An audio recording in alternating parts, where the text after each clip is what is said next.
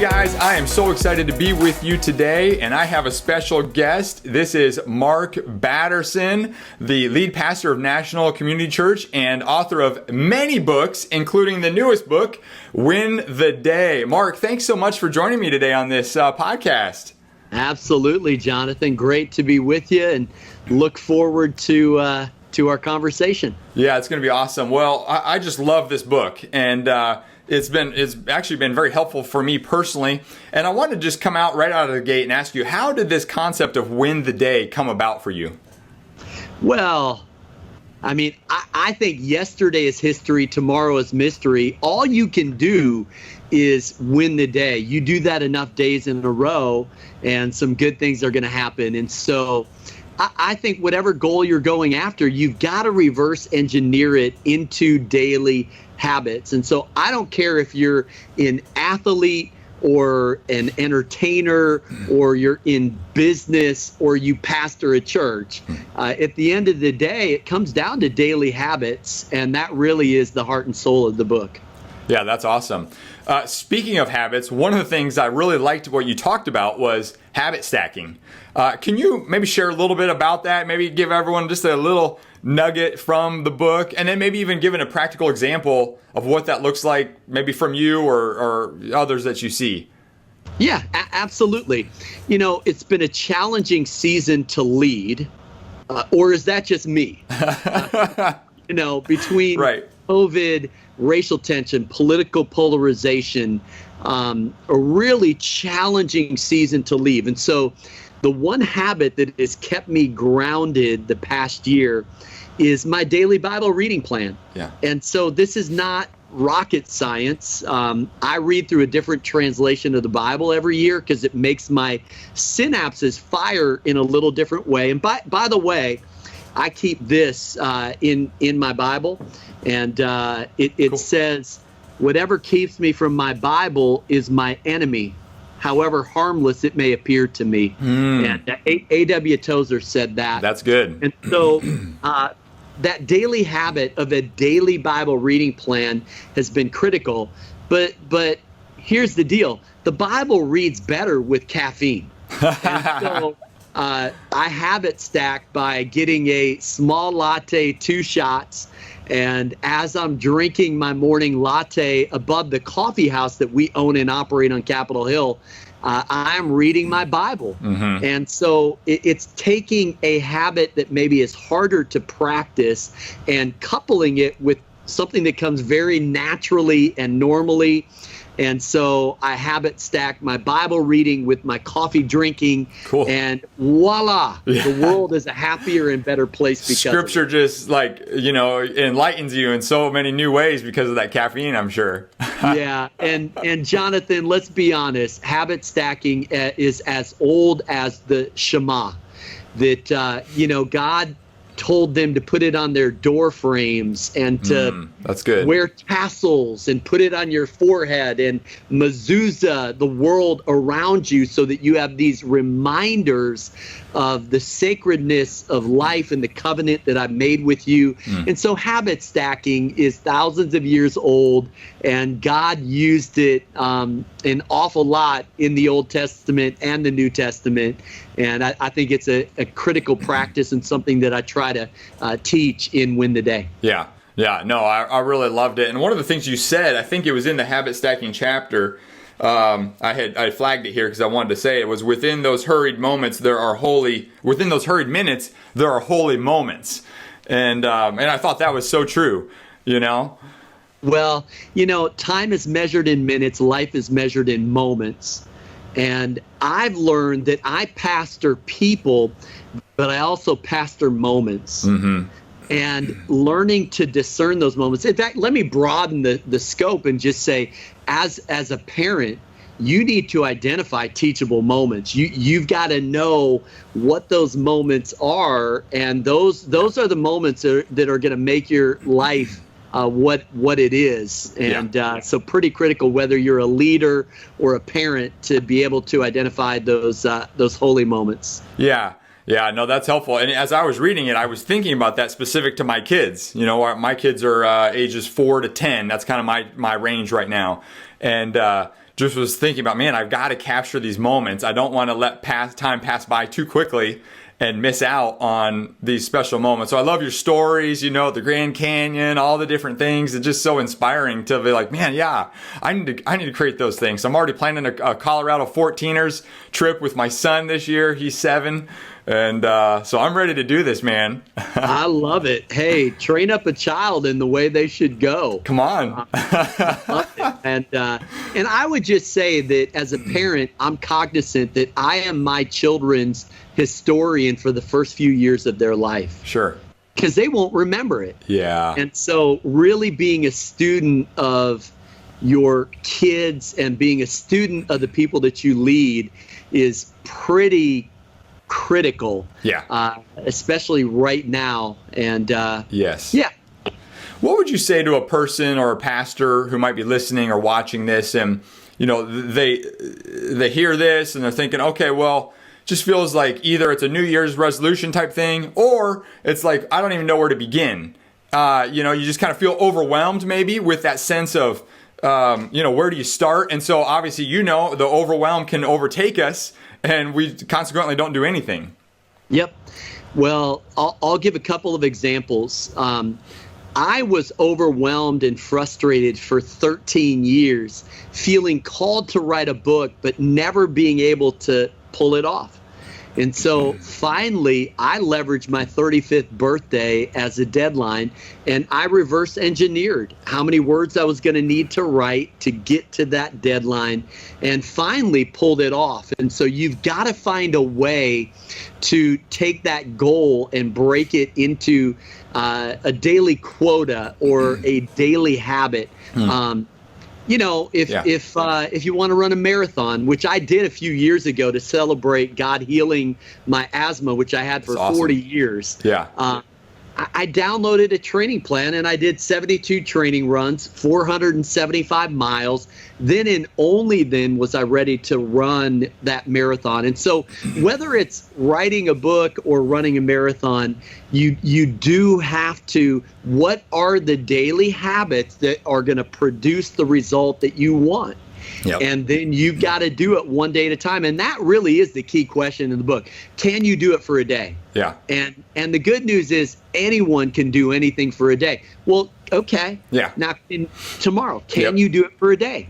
And then you get a winning streak, and now you're going to accomplish some things that I think are beyond what you could ask or imagine if you continue that daily habit. Yeah. Yeah, no, that's awesome. That's awesome. What about the concept of day by day? I know you talk about that in the book. Can you elaborate on why that's so significant? Well, it's not just a good idea, it's a God idea. Give us this day our daily bread. Now, we wish it was give us this month our monthly bread, right? Then, more provision than what we need, then we wouldn't have to trust the Lord as much. But his mercies are new every morning. Don't worry about tomorrow. This is the day that the Lord has made. Don't let the sun go down on your anger. Yeah. I could keep going, but I know there are a lot of people that know where this is going.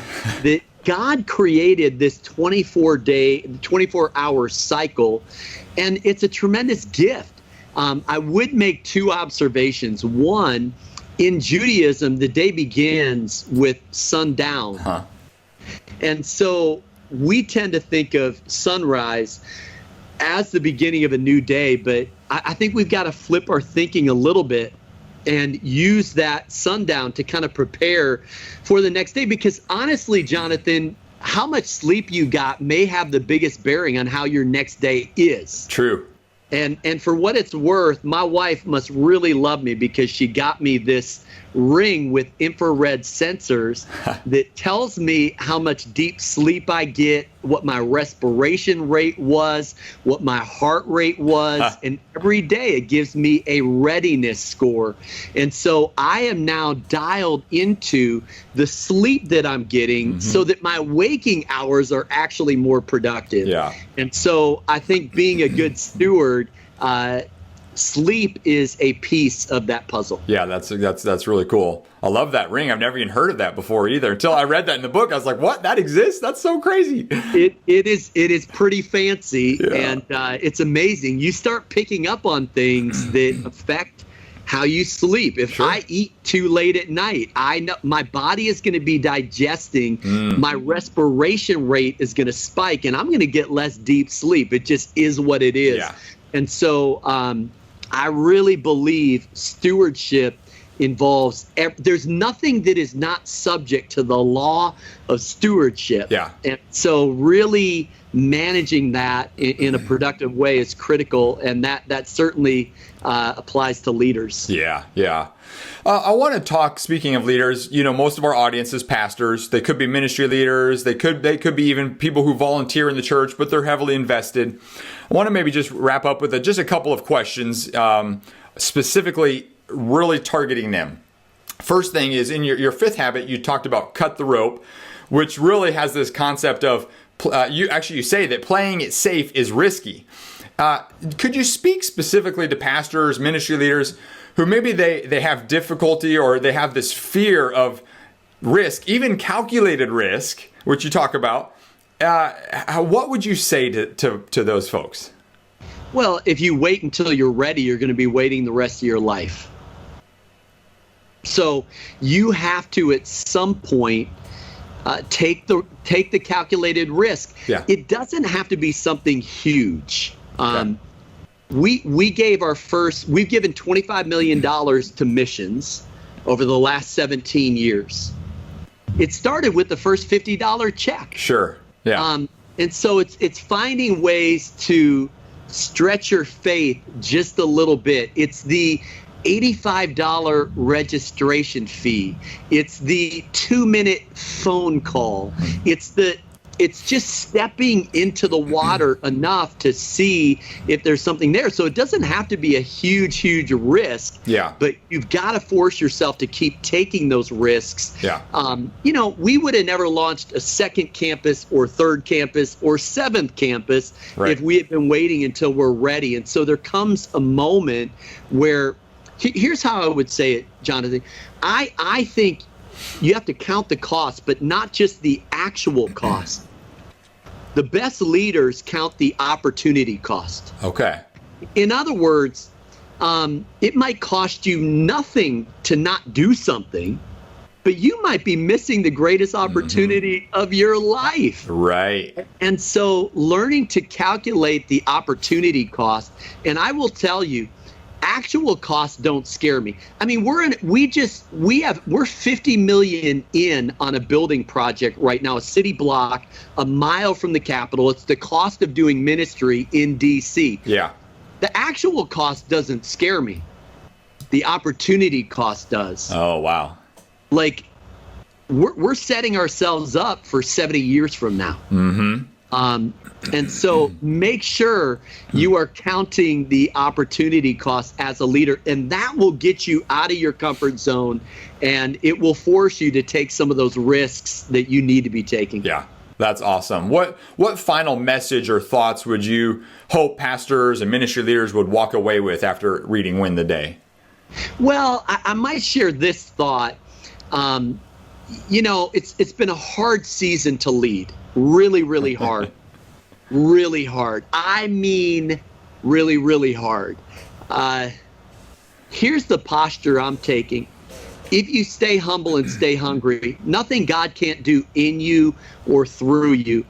I have a friend who attends our church. He's an admiral and formerly worked a few doors down from the president's Oval Office, and he manages national crises. And I asked him, how do you lead through crisis? And here's what he told me. I reserve the right to get smarter later. I love that posture as a leader. It's okay to not have all the answers. You need the humility to make some wrong decisions, and then the courage to admit those mistakes. And guess what? Your stock goes up as a leader. People will trust you even more because they know that you will own the mistake if you make it. And so I think it's about day in and day out, long obedience in the same direction, keep doing the right thing, and eventually God is going to show up and show off his faithfulness. Yeah. Well, hey, Mark, I really appreciate that and your insight. And, this book, pastors, you've got to get this book if you haven't get it. And as Mark was just saying, it's been harder to lead now probably than ever before. And this book is going to help you go to that next level as you start doing the principles that he talks about, these habits. I really believe it. So, Mark, and I just want to personally say thank you. I'm looking at my bookshelf over here. I've got several books of yours. And this is just another amazing book that is your investment in the kingdom of God. And obviously to those listening who are pastors, ministry leaders, it's playing a huge part. And so I just want to say personally, thank you. Thank you for me personally, but I know for all those listening also who have been blessed by your ministry through writing. It's such a privilege to read your books. And so thank you for taking time to hop on the call here. For those listening, be sure to follow Mark. Best place, Mark, is markbatterson.com, right? Yep, that'd be great. And Jonathan, thank you. It's a joy and privilege for me to just spend a few minutes with leaders. And leadership starts with self-leadership. And your podcast is so helpful on that front. So thank you for helping us lead ourselves well. And hopefully win the day will be a piece of that puzzle for leaders. Well, I hope so. Thank you, Mark. So go to his website to follow Mark, markbatterson.com. As well, go to amazon.com to pick up Win the Day, or of course you could go from his website. And thank you so much, Mark. We'll look forward to seeing you next time. Take care. All right, God bless. Thanks so much. Hey, Jonathan here. Real quick before you go. Everything in your ministry rises and falls on your leadership. So investing in your leadership is essential to staying healthy and growing the ministry. And that's why I want to invite you to join us inside the Leaders.Church membership. This online streaming service for pastors gives you access to more than 300 videos plus training material to level up your leadership and improve your ministry skills. If you'd like to do that, I want to invite you to go to leaders.church/boost. Again, that's leaders.church/boost. Well, thanks again for joining us on the Church Tips Podcast. We'll look forward to seeing you next time.